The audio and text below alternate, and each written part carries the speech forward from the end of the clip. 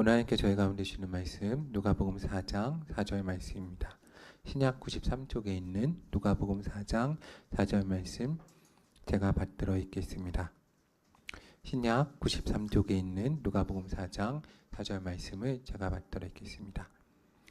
예수께서 대답하시되 기록된 바 사람이 떡으로만 살 것이 아니라 하였느니라. 아멘. 우리 사랑하는 하늘의 개성대님들 예수님의 이름으로 사랑하며 축복합니다.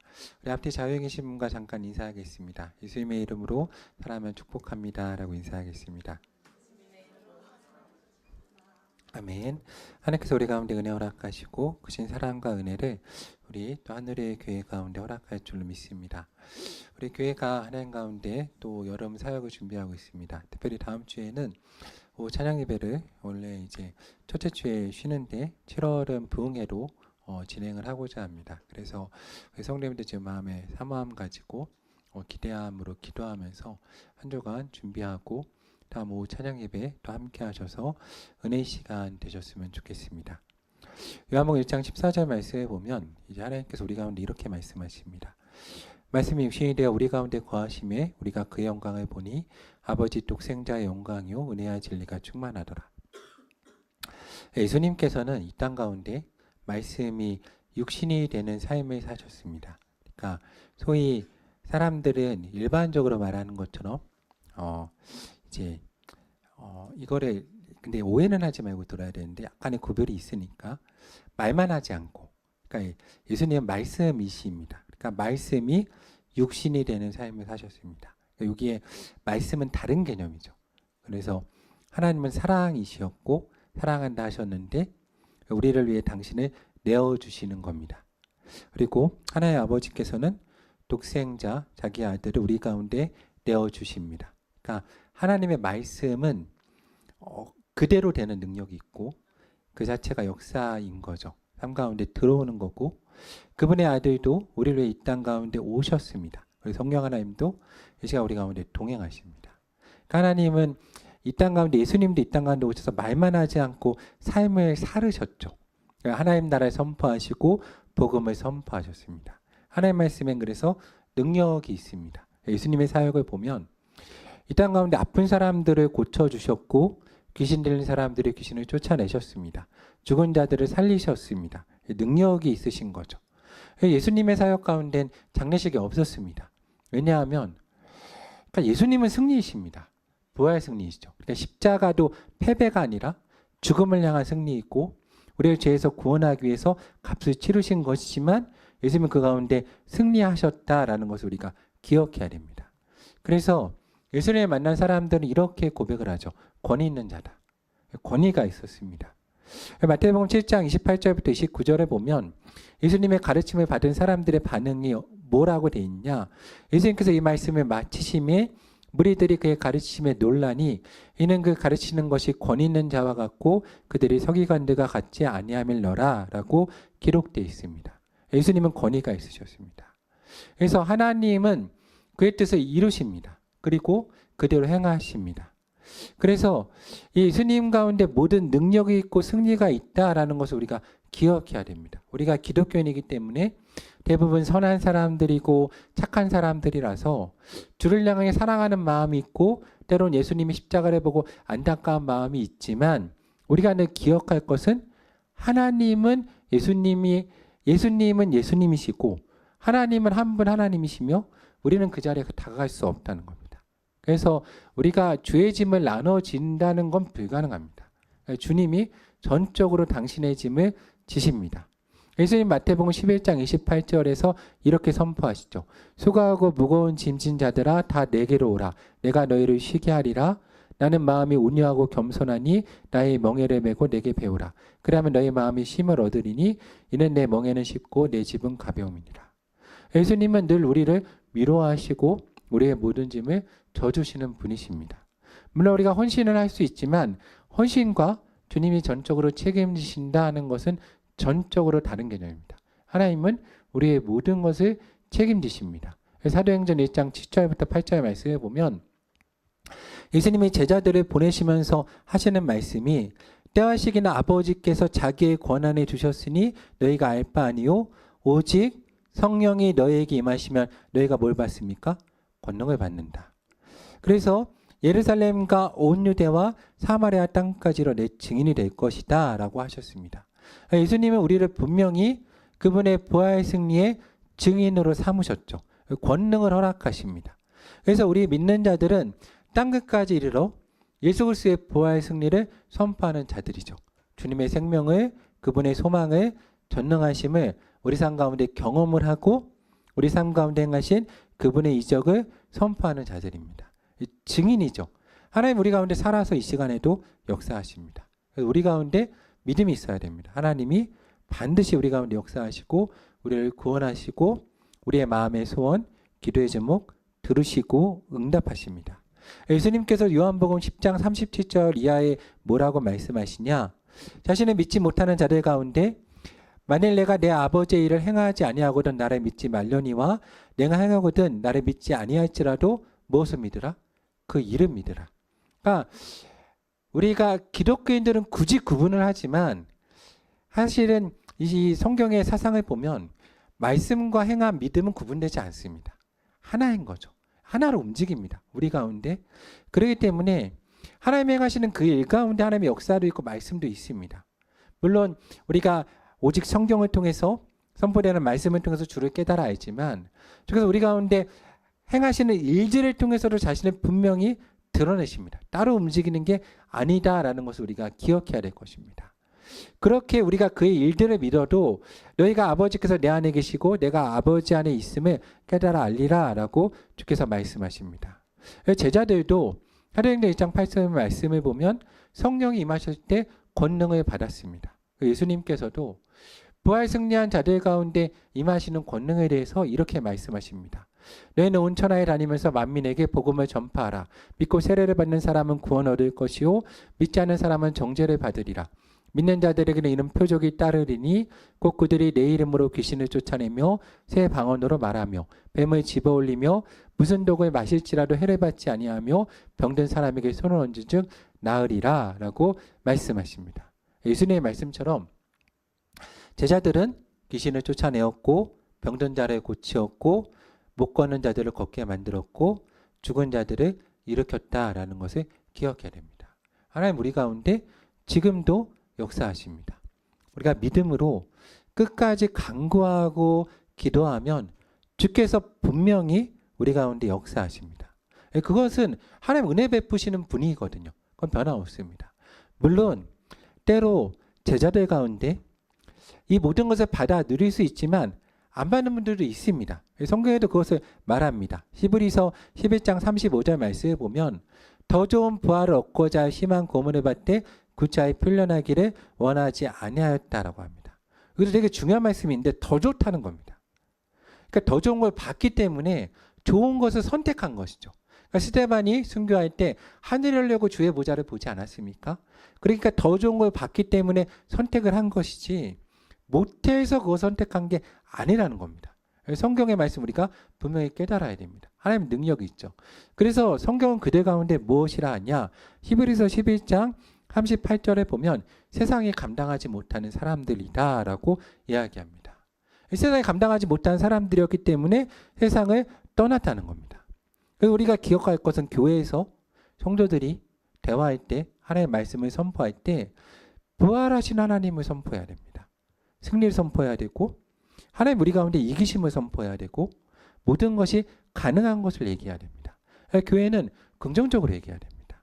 왜냐하면 하나님이 세상을 창조하실 때 말씀으로 창조하셨기 때문입니다.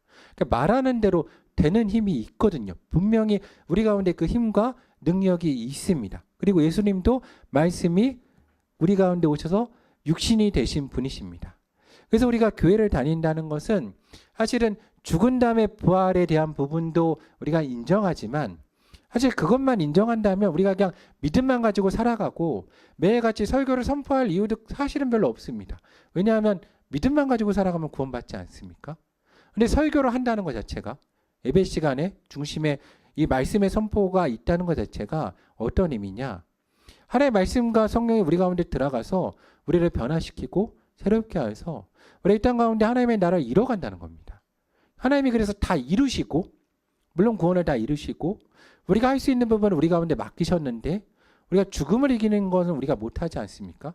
그걸 맡기신 게 아니라 이 땅 가운데서 우리의 삶을 바꾸시는 것은 우리의 몫이라는 겁니다. 그래서 교회 사역자들, 중직자들 가운데 중심에는 못한다는 생각이 아니라 할 수 있다라는 긍정적인 생각이 그 가운데 있어야 됩니다.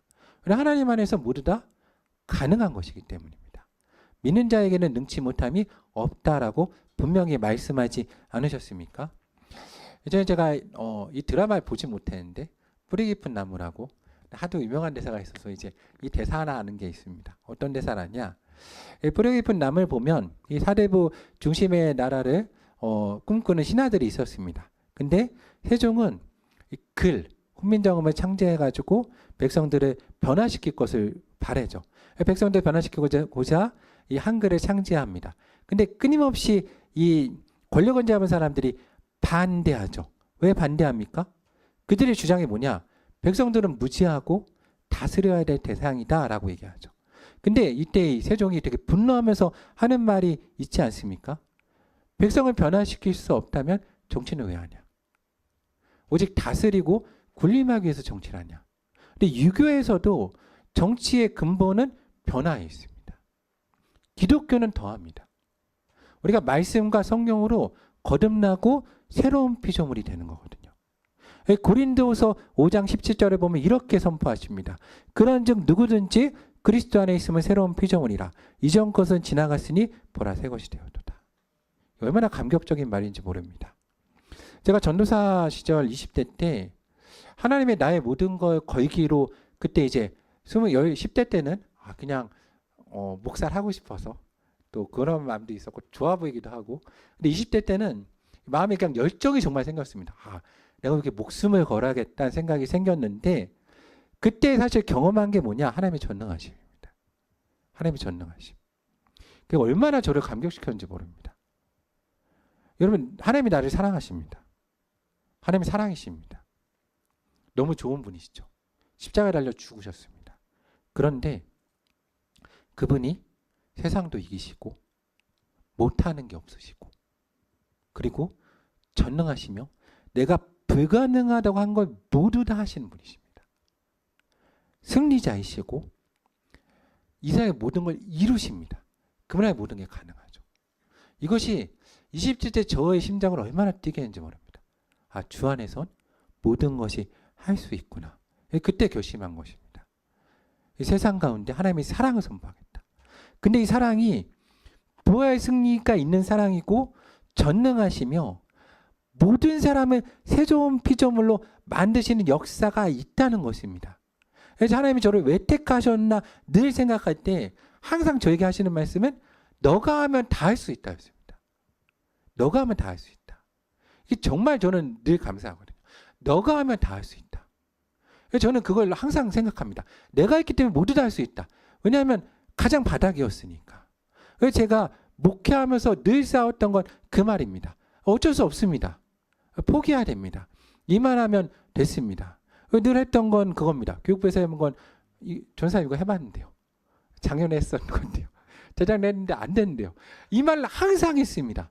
그런데 정말로 그 말과 싸웠을 때 제가 전도사 때 제가 정말로 제일 들었던 칭찬 가운데 가장 큰 칭찬은 제 입으로 제 칭찬하니까 너무 부끄럽긴 하지만 제 입으로 가끔 제 칭찬을 해야 돼서 본의 어피시대 아닙니까? 하나님께서 자신감도 가지고 그래서 제가 들었던 가장 큰 칭찬은 뭐였냐? 어느 날 장로님이 정말로 그 장로님이 이제 은행 그 지점장 출신이고 정말 계산이시고 대단한 분이세요.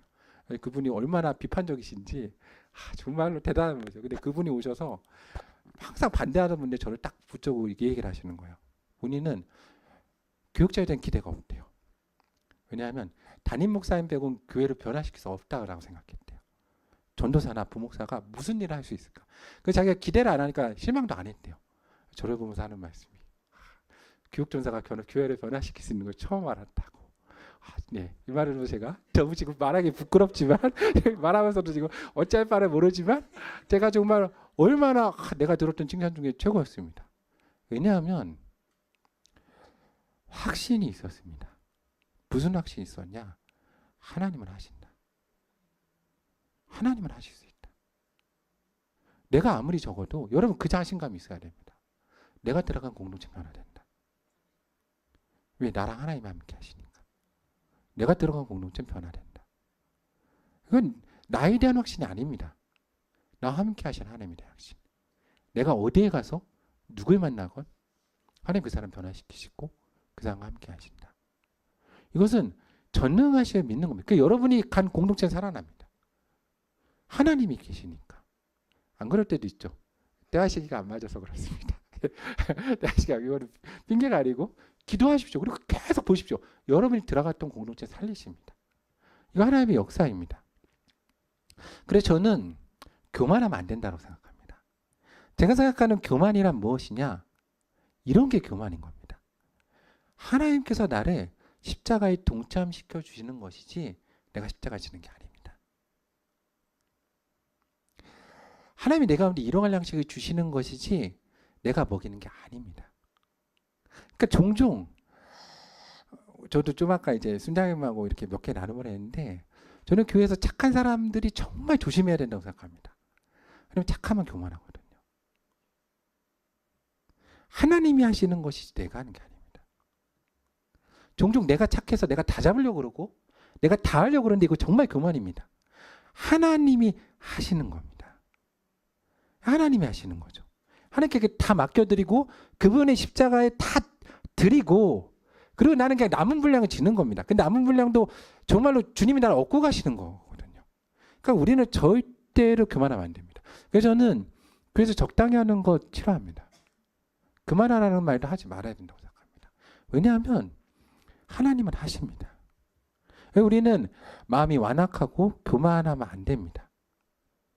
내 속에 위를 붙들고 싸우면 안 되고 하나님을 이해해 드리는 것처럼 봐드리는 것 같은 신앙생활을 하면 안 되죠. 과감하게 말씀드릴 수 있습니다. 여러분 마음 약해지지 마십시오. 어떻게 해야 되냐? 구하십시오. 응답 받으셔야 됩니다. 경험해 보셔야 됩니다. 그러니까 자꾸 달라 그러지 않고 구하지 못하고 응답 못 받아서 마음이 완악해지지 않습니까? 그렇게 하지 말고 과감하게 구하고 응답 받고 마음이 부드러워져야 됩니다. 왜냐하면 하나님은 하시니까. 그러니까 우리가 하나님이 얼마나 전능하신 자인지 분명히 알아야 됩니다. 누가복음 18장 1절부터 8절 말씀을 보면 어떤 얘기가 나오냐. 예수님께서 제자들 가운데 항상 기도하고 낙심하지 말아야 할 것을 비유로 말씀하시죠. 이 성경을 보면 어떤 도시에 하나님을 두려워하지 않고 무시하는 재판장이 있었습니다.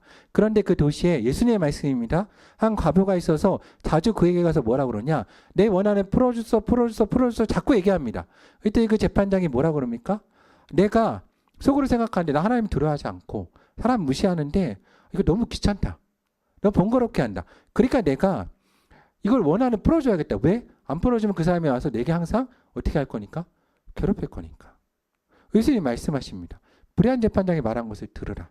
하물며 하나님께서 그 밤낮 부르짖는 택한 자들의 원한을 풀어주지 아니하시느냐. 오래 참으시겠느냐. 제가 자식을 키워보니까 하나님의 뜻을 알 것 같습니다. 제가 총각 때와 결혼하고 딱 차이가 뭐냐면 이게 듣는 이 데시벨 차이가 딱 있는 것 같습니다. 뭐냐면 총각 때는 아이가 아무리 울어도 안 들립니다. 견뎠거든요. 지나가는 아이들 우는 소리 안 들렸습니다. 그런데 결혼을 딱 하고 나니까 아기 울음소리를 못 견딥니다. 못 견디지 않습니까? 그래서 해줍니다. 하나님이 이 가운데 우리 가운데 주신 말씀이 있다고 생각합니다. 여러분 부르짖는 거 하나님 못 견디십니다. 들어주십니다. 부르짖어 기도해야 됩니다. 근데 중요한 건 부르짖어 기도하냐 하는 겁니다. 가끔 그런 분들 있죠. 아기 어른처럼 주여 그러고 주여 그러고 기다려 들어주시겠지. 그게 아니라 하나님 가운데 정말 간절히 어린아이와 같이 부르짖어야 됩니다. 밤낮 부르짖는 그들의 원한을 들어주겠느냐. 근데 누가복음 18장 8절 말씀을 저희가 잘 읽어야 되는데 뭐라고 그러시냐. 되게 재밌는 말씀입니다. 뭐라고 그러시냐면 이렇게 얘기하십니다. 내가 너에게로니 속히 그 원한을 풀어주시리라. 그러나 뭐라고 써 있습니까? 인자가 올 때 세상에서 뭘 보겠느냐? 그럼 여러분 이 질문을 하나 하겠습니다. 믿음 보겠다 하시는 겁니까? 안 보시겠다는 겁니까? 보시겠다는 겁니까? 되게 어려운 질문입니다. 믿음의 종류가 나눠진다는 겁니다. 간구하는 믿음으로는 평가하지 않으시겠다는 겁니다. 그건 그냥 권한이니까. 다시 올 때는 간구한 건 그냥 권리인 겁니다. 여러분 응답 많이 받았다고 하나님이 나중에 너는 응답 많이 받았구나. 그리고 상급을 주시지는 않으십니다. 근데 그건 권리입니다. 자녀가 많이 달라고 해서 받으면 능력자죠. 능력자입니다. 아버지께 많이 달라고 해서 받아야죠. 받아야 됩니다. 물론 그 위에 열심히 해야죠. 받는 건 잘못된 게 아닙니다. 하나님이 주시는 것. 여러분 누가복음 15장 12절 말씀에 보면 둘째가 아버지에게 뭐라 그럽니까? 내 목 주십시오. 그러니까 아버지가 어떻게 합니까? 주십니다. 하나님 아버지시거든요. 누가복음 12장 근데 그 몫을 주셔도 성경은 이미 각각 그 몫을 주셨다고 되어 있습니다. 첫째도 그 몫을 받았거든요. 근데 문제는 첫째는 그 몫을 누리질 못합니다. 하나님 여러분에게 이미 여러분 몫은 다 주셨는데 못 누리는 겁니다. 못 누리니까 첫째가 뭐라 그럽니까? 누가복음 15장 29절 30절에 둘째가 돌아와서 또 달라고 그러니까 아버지가 또 주시니까 마음이 상해서 내가 여러 해 아버지를 섬겨 명을 어김이 없거늘 내게는 염소 새끼라도 주어 나 내 보소로 즐기게 하시니 없더니 아버지 살림을 창녀들과 함께 삼켜버린 이 아이들이 돌아오매 이를 위하여 살찐 송아지를 잡으셨나이다. 근데 아버지에게 말씀이 뭐냐? 얘 너는 항상 나와 믿게 쓰지 내 것이다. 누구의 것이로 돼? 내 것이로 돼. 쓰면 됩니다. 사용하면 되고 달라 그러면 주신다는 겁니다. 그런데 그것을 구하지 않는다는 거죠. 제가 예전에 들었던 말 중에 이런 말이 있습니다. 되게 인상에 남는 말인데 한 아버지한테 두 자녀가 있었다고 합니다. 아들하고 딸이 있었는데 그렇죠. 근데 이제 저도 어느 영상을 보니까 그러더라고요. 아들은 반응이 공감 능력이 좀 떨어지잖아요. 제 친구가 저한테 영상을 하나 보여줬는데 이거랑 다른 얘기입니다. 얘기 아니라 재밌는 얘기라서 이제 엄마가 오토바이 타고 가다가 엄마가 넘어져가지고 장난감 오토바이 타다가 이제 엄마는 옆으로 쓰러지고 오토바이는 쭉 앞으로 갔습니다. 아들은 어떻게 할까요? 오토바이 쫓아갑니다. 엄마는 딸은 엄마한테 뛰어가죠. 이게 아들과 딸 차이인데 그 얘기 되게 인상 깊었던 얘기가 아버지가 사업이 어려워졌습니다. 그때 아들이 이런 생각을 했습니다. 아, 아빠한테 이제 용돈도 못 받겠구나. 그리고 용돈 달라 그러지 말아야겠다. 그리고 아버지 침묵하니까 아들도 이렇게 침묵하고 둘이 쳐다보고 있는 겁니다. 근데 딱 아들이 딸을 보니까 누나인데 맨날 아빠한테 가서 10,000원씩 달라고 그런 겁니다. 그래가지고 아들이 보니까 어느 날 아들이 마음을 먹고 누나한테 얘기했습니다. 너는 아빠가 힘드신데 맨날 10,000원씩 달라고 그러냐. 그랬더니 누나가 하는 말이 넌 아빠 마음을 모른다. 아빠 마음을 모른다. 넌 그런 겁니다. 제가 부모목사 사역을 할 때 되게 힘들었었 적이 있습니다. 힘들었을 때 그때 어떻게 했냐면 집에 퇴근할 때마다 먹을 거 사갖고 갑니다. 저희 사모님이 되게 뭐라고 그러셨죠. 저에게 해준다고. 근데 그렇게 집에 가서 먹을 거 사갖고 가서 저희 아이들이 먹는 걸 보면 저는 안 먹었는데 어떻습니까? 마음이 그렇게 풀리는 겁니다. 그렇게 풀리고 녹는 겁니다. 아, 내가 이렇게 힘들게 사는 게 의미가 있구나. 그런 생각이 드는 겁니다. 그 마음이 하나님 마음이십니다. 하나님이 사랑이십니다. 여러분 사랑하십니다. 여러분 행복할 때 하나님 기뻐하십니다. 여러분 주기 원하십니다. 여러분 많이 탕감받은 자가 많이 사랑합니다. 예수님도 그러셨습니다. 예수님 말씀 보면 누가복음 7장 38절에 한 바리새인이 예수님과 함께 밥 먹기 청하는데 한 죄 지은 여인이 있어 그 가운데 나아가 오갑을 깨지고 와서 그의 발곁에서 깨트리고 그의 발을 눈물로 적시고 머리털로 닦습니다. 그 발에 입 맞추고 향유를 붓습니다. 근데 청한 바리새인이 보고 이거 불편하죠. 그래서 말합니다. 이 사람이 만일 선지자면 자기를 만진 여자가 누구며 어떠한 자 곧 죄인인 줄 알았으리라. 그때 예수님이 시몬에게 말씀하십니다.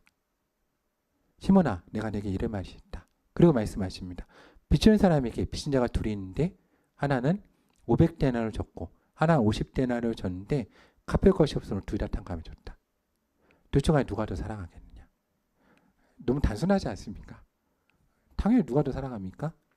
많이 탕감받은 자입니다. 그때 예수님이 말씀하십니다. 내 판단이 옳다. 그리고 예수님께서 그 여인을 돌아보시면서 시몬에게 말씀하십니다. 이 여자를 보느냐?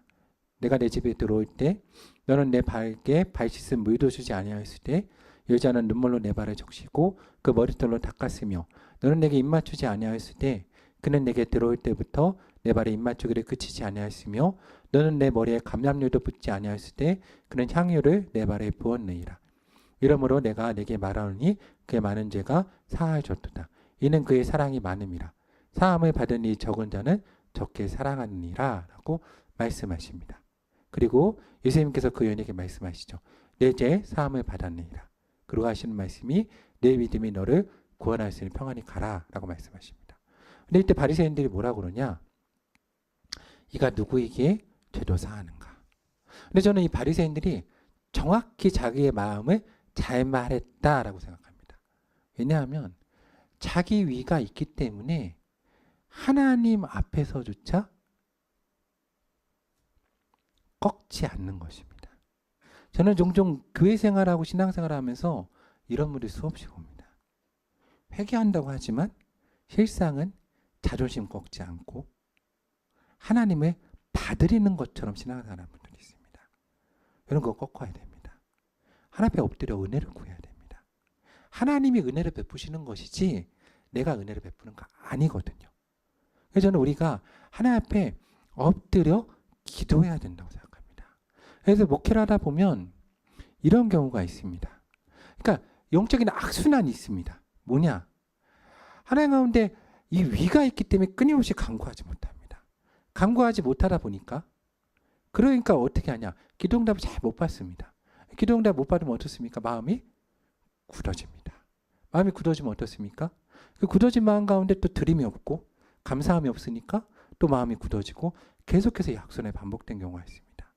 그런데 하나님 가운데 정말 어린아이처럼 엎드려서 끝까지 간구하고 기도하는 분이 있습니다. 하나님 그냥 살려주십시오, 도와주십시오라고 기도합니다. 저도 그렇게 기도합니다. 힘들 땐 그냥 하나님 앞에 엎드려서 하나님 그냥 나 좀 살려주셨으면 좋겠습니다. 우리 이렇게도 기도합니다. 하나님 이번에 나 좀 봐주시죠. 하나님 내가 이번에 좀 어렵습니다. 하나님 나이가 물론 목회자로 요구하시는 게 있지만 이번에 나 한 번만 봐주십시오라고 엎드려서 그냥 기도합니다. 하나님 나 한 번만 봐달라고. 그렇게 기도합니다. 그렇게 기도하면 하나님이 정말로 딱 지나보면 그런 느낌이 들 때가 있습니다. 이번에 좀 봐주셨구나. 하나님 나 좀 봐주셨구나. 좀 더 요구할 수 있는데 나한테 믿음으로 조금 더 요구할 수 있는데 나를 좀 봐주셨구나 하는 생각이 들 때가 있습니다. 그러면 마음 녹습니다. 그럼 감사함으로 드립니다. 그럼 이게 믿음의 선순환이 돼가지고 또 엎드려 기도하게 되고 또 복을 받게 되고 또 하나님 가운데 감사하게 되고 믿음이 점점 더 쌓여갑니다. 감사함과 믿음에 녹음이 있고 응답받고 삶도 점점 좋아지죠. 근데 그렇게 하지 못하면 자꾸 믿음의 악순환이 일어나가지고 믿음은 되게 좋은 것 같은데 저분을 보면 정말 믿음이 좋은 것 같은데 근데 무언가 조금 삐뚤어진 것 같고 조금 부정적이고 조금 불평이 있고 그런 경우가 있습니다. 그러면 기도부터 다시 점검을 해봐야 됩니다. 하나님 가운데 내가 정말 엎드려 기도하고 증인이기 때문에 내가 평소에 나오는 말들 가운데 내 삶의 증언들이 나오는 겁니다. 그래서 여러분 가운데 감사함이 나오기 위해서는 돌아봐야 됩니다. 그래서 저는 기독교인들은 하나님 앞에 엎드려 은혜를 끊임없이 구걸해야 된다고 생각합니다. 그래야지만 감사함이 나옵니다.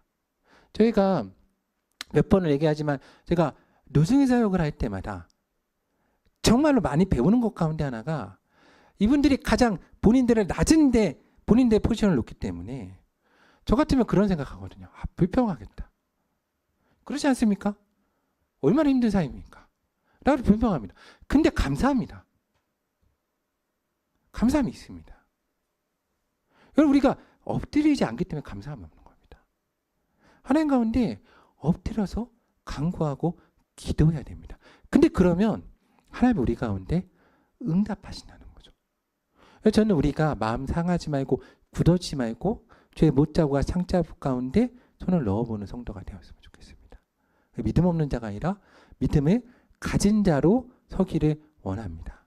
우리가 7, 8월을 보내며 부흥회도 하고 청년배 수련회도 하고 교학교 성경학교라고 수련회도 하는데 이 시간 가운데 여러분 하나님 가운데 끊임없이 간구해 보십시오. 하나님 들어주시고 반드시 응답하십니다. 물론 간구해야죠. 믿음을 가지고 구해야 됩니다. 주께서 응답하실 때까지. 주께서 응답하실 때까지 엎드려 간구해. 주여 들으시고 나를 불쌍히 여기시고 나를 사하시고 고치시며 응답해 주십시오.